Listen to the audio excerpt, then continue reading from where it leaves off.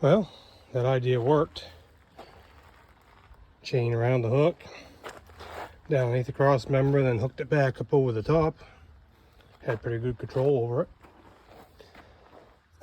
I did notice coming down the driveway, which is not even. I don't think this property has a level piece of ground on it.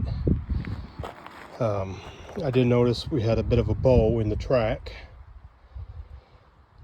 Quite a bit of weight right there. But like I said, I had good control of it. The wheels did fine. I went nice and slow. Didn't bounce it around any. I don't think I'd want to do it with any longer than these 3 sections. But I'm here at the resting spot for it for the time being. And let me back up a little. So right now the tractor end is downhill and this is uphill. So I need to go this way with it. So I'm going to start dropping these feet here to get it down. I'm guessing I need to go about probably 2 inches. So we'll start lowering here and see what we get. Can get over here with a weed whacker and knock that crap down. Alright, so you can see I'm making these so that they're going to slide up through.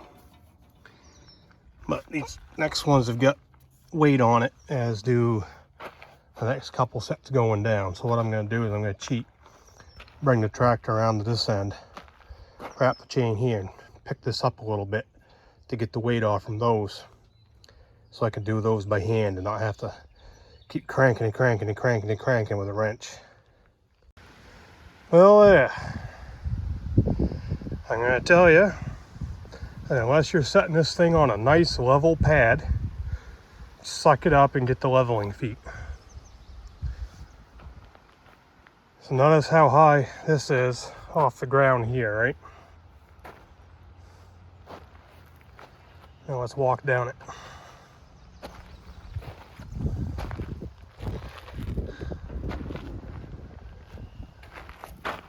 This end is almost on the ground. These leveling feet are almost bottomed out. That one on this side is bottomed out. That one's up a little bit because I had to level it coming this way and bring it up this way.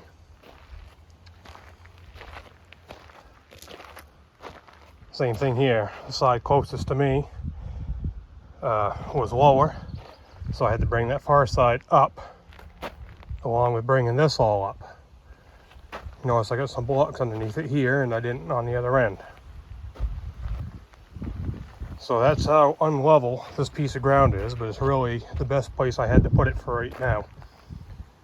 It's gonna have to move before the snow flies and before I start plowing. But it's only the end of June, so I can cut wood this summer, and then I'll figure out what to do with it this winter. So let's see if it works.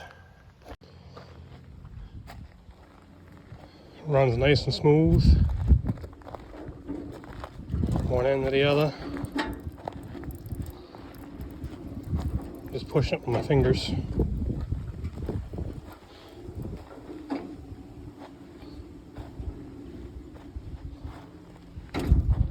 It's not bad. I can go back the other way. Should push just as easy. So it definitely doesn't feel like we're running uphill or downhill. I can let go of it. It's not rolling on its own.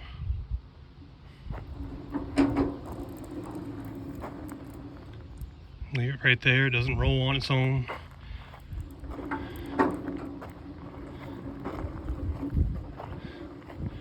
Feels pretty good. So the first thing I'm going to do is saw out a few stickers. I'm not going to wrestle these things around by hand. So this short stack here is to cut stickers out of. And this stack there is to make lumber out of. So I can scoop them up with a bucket, move them over and put them on the sawmill.